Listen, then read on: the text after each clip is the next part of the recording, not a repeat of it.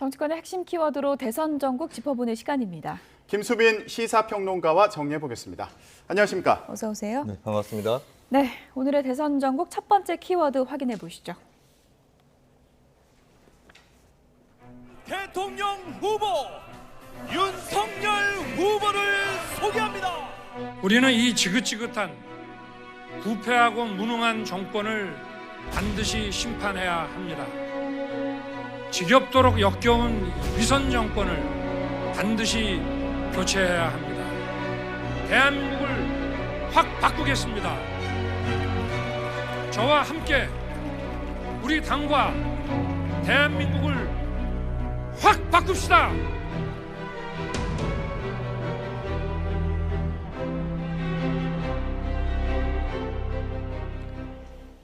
네, 확 바꾸겠습니다. 어제 선대위 출범을 했는데 결국 가장 중요한 키워드는 정권 교체였죠?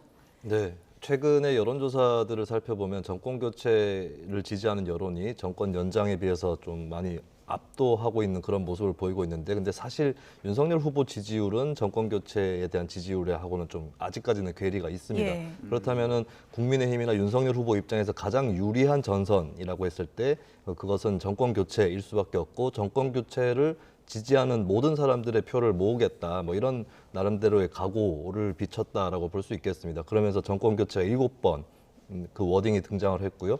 공정이 그보다 조금 더 많은 8번 등장을 했는데, 사실 공정은 어느 정파 할 거 없이 한국 사회 수년 동안의 주요 화두였던 것이고, 예. 그 화두를 잡아서 정권 교체를 이루겠다, 이런 생각이 연설문에서 드러난 것 같습니다.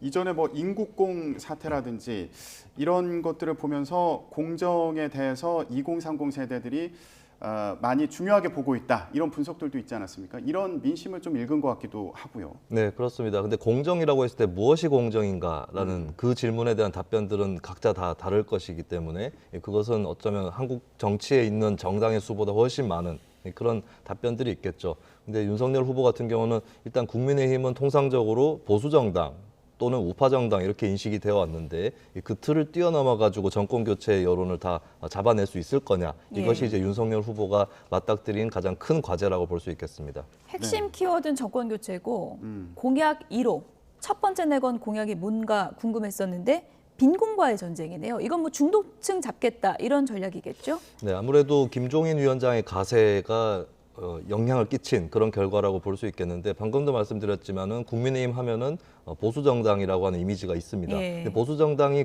갖고 있는 긍정적 이미지도 있겠지만 부정적 이미지 중에는 주로 사회적 약자라든지 소수파 이쪽에 대해서 조금 등한시하는 것이 아니냐, 이런 여론이 있는데, 이것을 이제 선거 때마다 넘어야 되는 것이 보수 정당의 숙제거든요.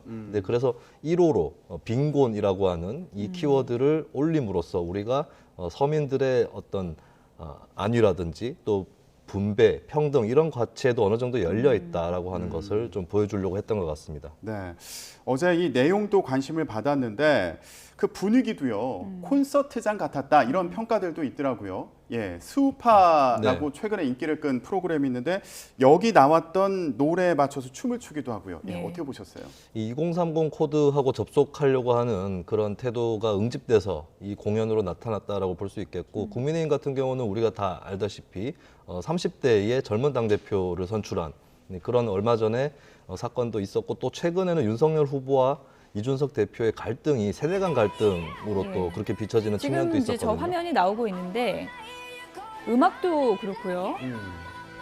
그래서 그런 국민의힘 뭐 선대위 출범식 분위기라고 하기에는 좀 어색한, 좀 네. 같이 있는 분들이 좀 적응도 잘 못하는 것 같은 그런 생각도 들었어요. 네. 예. 이게 이제 과거에 군소정당 같은 경우는 출범식 할 때 이런 행사들이 있기는 했는데, 거대 정당에서는 좀 찾아보기 어려운 부분이었거든요. 예. 그래서 더 젊은 정당이 되겠다라고 하는 예. 그런 의지를 좀 피력을 했다고 볼 수가 있겠고. 어제 마지막에는 또 다 춤도 추는데 네.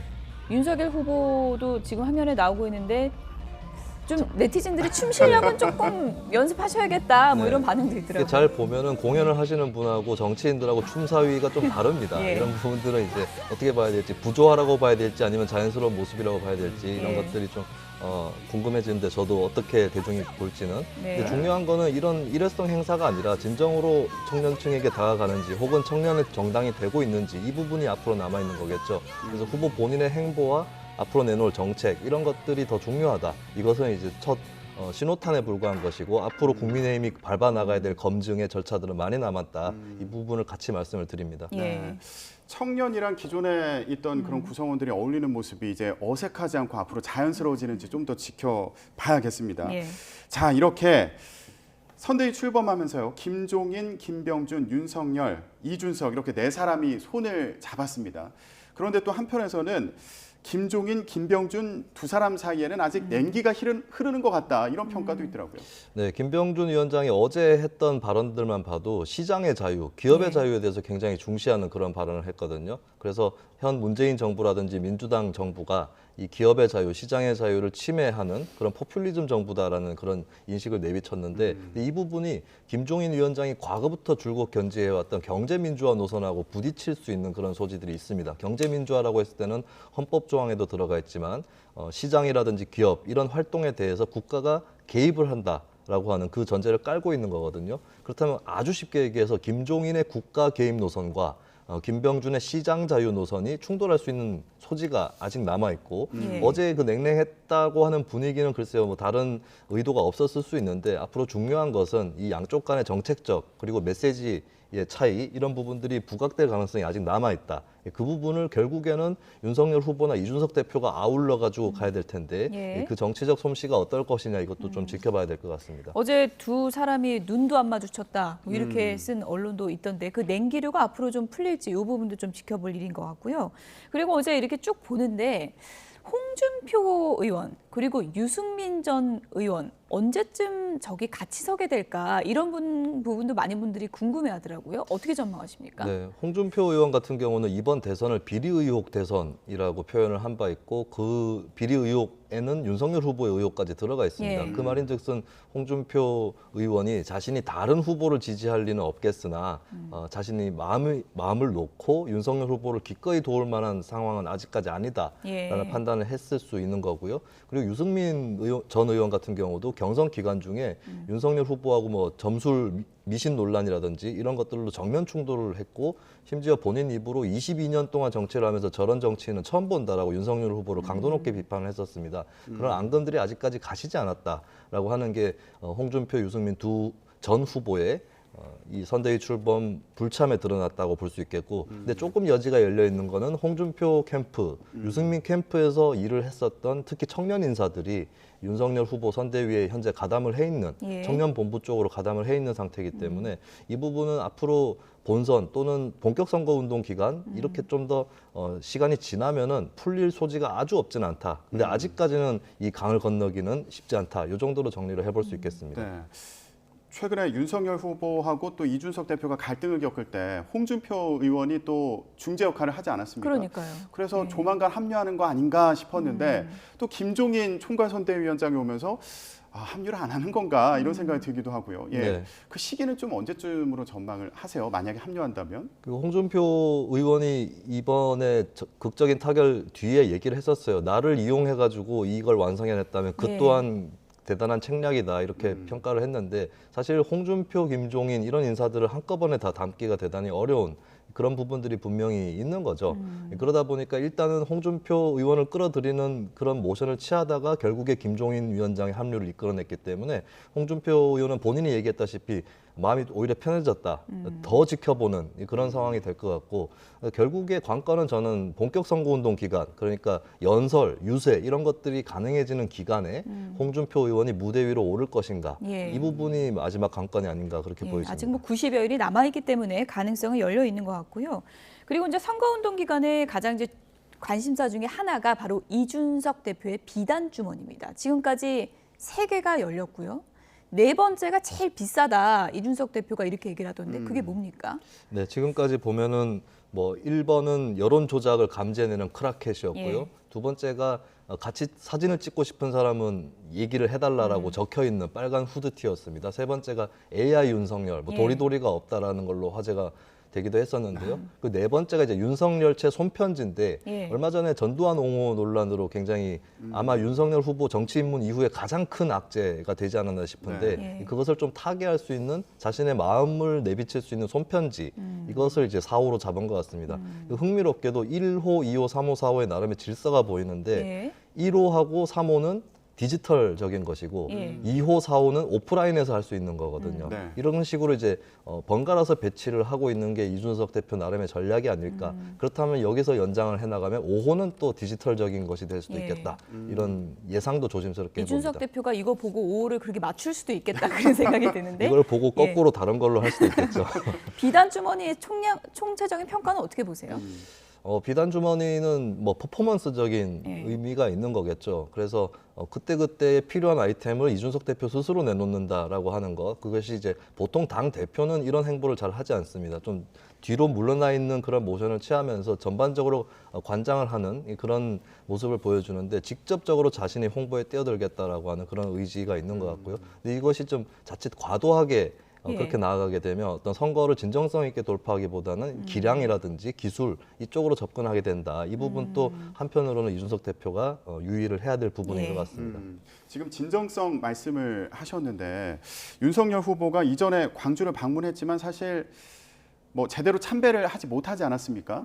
근데 비단 주머니에서 윤석열체 손편지를 통해서 광주 시민들에게 마음을 이제 전달한다고 했을 때 이게 어느 정도 효과가 있을지 받아들여질지 이것도 중요한 문제잖아요. 네, 한 번의 어떤 제스처를 가지고 여론을 바꿀 수는 없다라고 봐야 될 거예요. 그래서 이 부분에서 극복해야 될 부분이 있다면 과거에 이제 얼마 전에 광주에 가서 사과를 했던 것 그리고 손편지 그리고 혹은 이제 지역에 대한 공약 또 앞으로 한국 민주주의에 대한 이야기 이런 것들이 계속해서 긍정적으로 겹쳐지는 이런 행보로서 많이 불리한 여론을 예. 바꿀 수 있다. 이 부분은 뭐 정치의 정석이라고 봐야 될 것 같습니다. 네, 알겠습니다. 윤석열 후보는 이렇게 선대위를 출범하면서 본격적인 행보에 속도를 내고 있는 그런 상황인데요. 이재명 후보는 이런 발언을 남겼습니다. 키워드 보여주시죠. 소년원 아니라 소년공. 네, 이렇게 키워드를 뽑아봤습니다. 이재명 후보의 어린 시절 사진도 함께 볼 수 있었는데 최근에 루머로 돌고 있다는 소년원 입소설에 대해서 본인이 직접 적극적으로 해명을 하고 나섰어요. 네, 이재명 후보가 최근에 보여주는 전략들을 잘 보면 어떤 소문이라든지 루머 이런 것들이 급속하게 혹은 넓게 퍼지기 전에 그것을 예. 감지하자마자 본인이 반박을 하는 네, 어떻게 보면 약간의 리스크가 있는 전략일 수도 있습니다. 가만히 내버려 두면 사람들이 잘 모를 수도 있는 부분인데 어쨌든 이것을 미연에 방지하겠다라고 하는 그런 의지를 갖고 있는 것 같아요. 그러면서 이 돌고 있는 가짜 뉴스를 먼저 잡아내서 이것에 대해서 먼저 얘기를 하는 그런 풍경이 또 펼쳐지고 있습니다. 그러니까 이재명 후보하면 많은 분들이 알고 계시겠지만 소년 노동자 출신이거든요. 이것을 이제 소년공이라고 표현할 수 있는데 예. 이게 와전이 돼서 소년원 이렇게 와전이 됐고 초등학교를 퇴학을 한 다음에 소년원에 들어갔다라고 하는 그 루머에 대해서 직접적으로 본인이 반박을 하고 또 신고를 받는 그런 예. 모습도 또 보여줬습니다. 예, 근데 이제 저렇게 SNS에 상세하게 해명을 했고 이게 더 퍼지면 안 되겠다라는 면에서는 적극적인 대응으로 긍정적이긴 한데 또 주변에 물어보니까 그런 소문이 있었어? 이러면서 오히려 더 찾아보고 그렇게 되면서 후보에 대한 부정적인 연관 검색어가 더 늘어날 수 있지 않나 이렇게 우려하는 시각도 있더라고요. 네, 이게 한편으로는 이게 프레임에 관련된 효과인데 코끼리를 생각하지 말라고 얘기를 하는 순간 그 듣는 사람은 코끼리를 지울 수가 없는 예. 그런 부분이 있거든요. 근데 아마 이재명 후보가 그런 악효과를 모르지는 않았을 것이고 설령 부정적인 소문을 자기 입으로 같이 가세해서 퍼뜨리는 꼴이 될지언정 예. 그냥 퍼지는 것을 놔두는 것보다는 먼저 언급을 해가지고 자신 있게 대응을 하는 게 낫겠다라고 하는 그런 계산이 작동을 했다고 볼 수가 있겠습니다. 네, 비슷한 맥락일 수도 있겠는데 최근에는 출신이 비천하다. 비천한 집안이어서 주변을 뒤지면 더러운 게 많이 나온다. 이 발언도 있었거든요. 요건 어떻게 볼 수 있을까요? 이게 본인의 어떤 집안 환경의 힘듦 이런 것들을 감정적으로 솔직하게 토로하기 위한 발언이라고 볼 수는 있을 것 같아요. 근데 이 부분이 정치권에서 좀 여러 군데에서 문제를 제기할 정도로 좀 여러 논란의 소재가 되었는데 한편으로는 이제 이재명 후보하고 비슷한 집안 환경에서 성장을 하신 분들이 굉장히 많이 있거든요. 그것을 이제 뭐 어렵다거나 열악하다 이런 정도의 수준이 아니라 비천하다라는 표현을 씀으로 해서 좀 위화감이 발생하는 그런 효과는 있었다. 악효과라고 볼 수가 있겠죠. 그래서 이런 부분들은 이재명 후보가 좀 유의해서 네, 왜냐하면 이제 본인의 어떤 입지전적인 요소라든지 또 자수성가를 했다라고 하는 인생 스토리라든지 이런 것들을 굳이 남하고 비교를 한다거나 혹은 스스로 격하거나 이런 거 하지 않고 긍정적으로 계속 표현할 수 있는 부분이 분명히 있거든요. 이러면 뭐 셀프 디스 전략이다 이렇게도 표현하더라고요. 네, 근데 이 셀프 디스는 가난에 대한 것이고 이제 어떻게 보면 본인의 불운했던 인생에 대한 것인데 이 부분을 좀 긍정적으로 이겨내는 이미지가 훨씬 더 바람직할 거다. 이 부분은 제가 조언을 할 수 있습니다.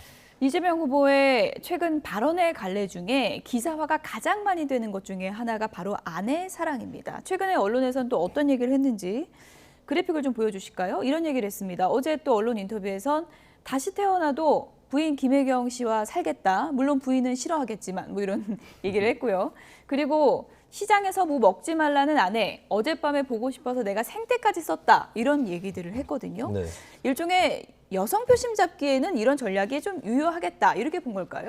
뭐 이거는 필히 해야 된다라고 본인이 생각을 했을 거고요. 이게 전반적으로 이재명 후보의 PR 방법을 보면 내가 적극적으로 표현해야 대중도 알아준다라고 하는 그 전제를 깔고 있어요. 그리고 여성 표심은 분명히 중요합니다. 특히 최근에 여러 여론조사라든지 이것으로 판단을 해보면 특히 2030 여성 쪽에서 누구도 못 찍겠다라거나 뭐 둘 다 싫다거나 뭐 이런 식으로 표심을 내비치는 경우가 많은데 사실 민주당의 경우가 조금 더 뼈아픕니다. 왜냐하면 민주당 같은 경우는 원래는 2030 여성들의 지지를 많이 받는 정당이었거든요. 이 부분이 새고 있다라고 판단을 하는 것이고 그리고 이재명 후보가 본인이 억울할 수는 있는데 본인이 얽혀 있는 사건이나 루머들이 여성들하고 좀 관련이 있습니다. 그러다 보니까 이제 여성 사이에서 부정적 이미지가 있는 것을 우려할 수 있고 그렇다면 자연스럽게 본인과 오랜 세월 동안 같이 살아왔던 배우자와의 관계, 돈독한 관계를 통해서 본인이 반여성적인 인물이 아니라 여성 친화적인 사람이다라는 것을 좀 자연스럽게 보여주려고 하는 그런 의도가 있는 것 같습니다.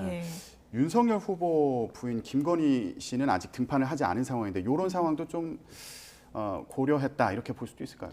네, 김건희 씨 같은 경우는 뭐 최근에 사법적인 리스크도 어느 정도 있고 물론 이것은 더 규명을 해봐야 될 영역이겠지만 이런 것들과 좀 엇물려 가지고 뭐 윤 후보 장모 문제라든지 이런 부분 때문에 아직까지는 등판을 하지 않고 있는 그런 상황인데 이재명 후보 쪽은 우리 후보 배우자는 예전부터 대중에 노출돼 있었고 지금도 나서는데 거리낌이 없다. 이 부분을 조금 대조적으로 보여주려고 하는 그런 의도는 분명히 있겠습니다.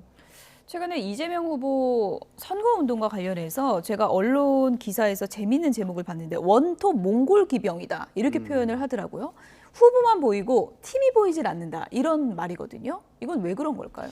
이거는 이재명 후보 본인 스스로가 자신한테 가장 잘 맞는 전략을 내가 주도해서 짤 수 있다라고 하는 그런 생각이 강할 거예요. 과거부터 SNS라든지 성남시장부터 굉장히 애용을 하면서 대중적 정치인으로 부상을 한 적이 있는 것이고 어떻게 보면 이재명 후보 입장에서는 이렇게 얘기할 수도 있습니다. 윤석열 후보 쪽은 이준석의 감각과 김종인의 메시지가 있는데 이재명 쪽은 후보가 그것을 탑재하고 있다. 이렇게 생각을 할 수도 있는 것이고 어쨌든 여러 가지 발빠른 행보를 하기 위해서는 선대위 회의라든지 집단적인 토의를 거치는 것보다 본인이 앞장서 가지고 길을 보여주는 거 이것이 가장 유효적절하다 이렇게 판단을 했기 때문에 이재명 후보가 이런 전략을 편다. 그러니까 후보 중심에 그리고 후보가 전면에 서 있는 이 전략을 편다라고 볼 수 있겠고 이것이 이제 장점은 효율적이다라고 하는 그 부분이 분명히 있을 텐데 단점으로는 이제 선대위라고 하는 것이 앞으로 정부를 어떻게 꾸리느냐 또 정당을 어떻게 꾸리느냐 이런 것들을 보여준다고 했을 때는 아직까지는 이제 좀 홀로 있다. 민주당 전체의 변화라든지 요거하고는 아직까지는 좀 차이가 있다. 이 부분이 단점일 것 같습니다. 네. 근데 반면에 윤석열 후보 같은 경우에는 선대위가 코끼리다 이렇게 얘기하잖아요. 그리고 김종인, 이준석, 윤석열 이렇게 같이 움직이는 그런 모습을 많이 보게 되는데 그래서인지 김종인 오늘 총괄 선대위원장 이런 얘기도 했더라고요. 후보 중심으로 자신감이 충만해야 한다고 생각한다. 이 발언이 참 인상적으로 들렸는데 이재명 후보 측에서는 그래서 1대1로 맞붙자 또 이렇게 공세를 펴고 있는 상황이지 않습니까? 예. 네, 김종인 위원장이 어떻게 보면 선거 전의 본질을 잘 알고 있다라고 볼 수 있겠습니다. 어쨌든 간에 후보가 치르는 선거고 대통령 선거는 정당 대 정당 이상으로 인물 대 인물의 성격을 갖고 있거든요. 그렇다면 김종인 위원장이라든지 이쪽에서 어떤 조언을 해주고 대신 어떤 전략을 짜주고 이것을 떠나서 후보 본인이 잘 소화할 필요가 있다라고 하는 것, 그 부분은 이제 김종인 위원장이 지적을 한 것으로 보이고 이재명 후보 입장에서는 아직까지 후보 개인의 기량으로는 오랫동안 정치를 해왔고 여러 가지의 감각적인 행보를 또 해왔던 본인이 윤석열 네. 후보보다 더 앞서고 있다. 이런 자신감을 현재로서는 피력하는 것 같습니다. 네, 90여일 남은 대선인데요. 변수가 또 한 가지 있습니다. 다음 키워드 보겠습니다. 네, 특검 같이 사인하자. 내가 대장동 의혹 관련해서 너무 억울하니까 특검 하겠다는데 왜 사인을 안 하냐. 이게 이재명 후보 측의 입장이죠. 네, 이게 두 후보가 어떻게 보면 이미 동의가 된 부분이 있는데요. 대장동 의혹 특검을 해야 된다라고 하는 것에 일단 두 후보가 다 동의를 했습니다. 그리고 이제 이재명 후보 같은 경우는 부산저축은행 부실 수사, 예. 대장동 세력을 놓쳤다라고 평가를 받는 그 부실 수사를 윤석열 주임 검사가 맡아서 했기 때문에 그 부분까지도 특검을 해야 된다라고 요구를 했었고 윤석열 후보도 그건 물타기의 성격이 있다 할지라도 받아들이겠다라고 얘기를 했거든요. 어떻게 보면 두 후보 간에는 그렇게 큰 차이가 없는 것인데 예. 특검이라는 건 결국에 국회에서 정당들이 합의를 하고 법안을 만들어야 되는데 현재로서 민주당과 국민의힘이 또 합의를 하고 있지 않은 그러니까 후보의 트랙과 정당의 트랙이 분리가 되어버린 예. 그 상태에서 현재 계속해서 상대 쪽이 받지 않고 있고 우리는 계속해서 손해를 감수하고 하자고 얘기한다. 이 말이 이제 서로 간에 오고 가고 있는 그런 상황입니다. 네. 그러니까 이재명 후보는 특검 거부하면 범인이다 이러고요. 국민의힘에서는 요거 물타기 하는 사람이 범인이다 또 이러면서 계속 맞서고 있는 상황인 건데 여야 지도부는 정작 아직 구체적인 면에 있어서는 협의를 하지 않고 있는 합의점을 찾지 못하고 있는 그런 상황이란 말씀이신 거죠. 네, 예. 이게 아까 말씀드렸다시피 부산저축은행 부실 수사 문제가 결정적인 쟁점이 되고 있는데 이 문제는 사실 또 검찰에서 수사를 하고 있는 그런 사안이거든요. 그래서 이걸 어떻게 특검으로 갈 거냐 이것도 쟁점이 남아 있을 수 있고 특검으로 갈 경우에 대장동 의혹 전체에다가 부산저축은행 문제를 녹여서 특검을 할 건지 예. 아니면 또 별도로 갈 건지 이것도 쟁점이 남아 있습니다. 근데 이 부분에 대해서 뾰족하게 양쪽의 협의가 없기 때문에 예. 계속해서 이렇게 공전을 해나가는 그런 상황이고 결국에 공전 속에서 책임을 상대방에게 예. 상대방에게 있다라고 규정하는 그런 상황이 펼쳐지고 예. 있는 거죠. 근데 이제 결국은 지금 대외적으로 국민들이 볼 때는 저쪽 때문에 못하고 있어요. 양쪽이 그러고 있는 상황인데 속내는 어떨까요? 속내는 누가 더 특검이 싫은 건가요? 그 속내를 제가 함부로 짐작할 수는 없을 것 같고 속내 한 가지는 제가 말씀드릴 수 있을 것 예. 같아요. 만약에 이 특검이 제대로 되지 않으면 책임을 우리가 쓰는 건 싫다. 이것이 이제 양쪽의 솔직한 속내라고 볼 수 있겠고 예. 근데 속내를 떠나서 객관적인 상황을 놓고 보면 지금까지 시간이 계속 몇 주 지연이 되고 있거든요. 그러면 이 문제에 대해서 누가 죄가 있고 없고를 떠나서 진실 규명이 필요하고 특히 검찰 수사가 미진하거나 부족하거나 이랬다고 생각하는 국민들 입장에서는 양쪽이 그냥 서로의 문제를 그냥 가볍게 털기 위해서 짜고 싸우는 척하면서 일이 안 되도록 하는 게 아니냐 이렇게 의심할 수밖에 없다는 겁니다. 예. 그래서 이 국민들의 따가운 시선을 의식을 한다면 민주당과 국민의힘이 조속하게 원래 자신들이 하기로 그렇게 얘기를 했기 때문에 특검에 합의를 하는 것이 가장 바람직한 상황이라고 볼 수 있겠죠. 근데 지금 뭐 얘기 나오는 걸 보면은 서로 이렇게 공방 주고받는 걸 보면은 이 상황이 3월 달까지 계속 가는 거 아니야? 이런 생각도 들더라고요. 네, 이런 식으로 계속 가면은 3월까지 계속 가는 것이고, 그럼 국민들 입장에서는 특검이라든지 진실 규명이 미진한 상태에서 그래도 한쪽을 선택해야 되는가 이런 스트레스를 어느 정도 받게 되겠죠. 그래서 어지간하면 빨리 합의를 해서 대선 전에 이 사법 리스크 그리고 윤리적 문제를 털고 갈 수 있는 그 계기를 후보와 정당들이 만들어야 되겠습니다. 끝으로 이제 이 주장도 짚어보면 심상정 안철수 후보가 어제 회동을 해서 이건 그게 아니고 쌍특검으로 가야 된다 이렇게 주장을 하고 있는데 현실화될 가능성은 어느 정도라고 보십니까? 이게 이제 국회 대결이 1대1 대결이 될 때는 제3의 세력이 해법을 제시하고 그대로 가는 경우들이 좀 있습니다. 드루킹 특검 같은 경우도 처음에 민주당이 반대를 했지만 국민의힘은 찬성을 했고요. 근데 제3당들이 힘을 실어줬기 때문에 이루어진 측면이 있거든요. 그래서 국회 안에서의 캐스팅 보트라든지 논의의 축 이런 것들을 자신들이 갖고 있다라고 하는 그 신호를 보여준 것이고 또 심상정 안철수 후보는 어떤 대선이 양강 체제로 가는 것을 가지고 이제 자신들에게 시선을 좀 다시 모을 수 있는 계기를 위해서 예. 공조를 할 필요가 있는데 공조를 하기에 가장 편안한 주제이기도 합니다. 당면한 그리고 사법적인 윤리적인 과제이기 때문에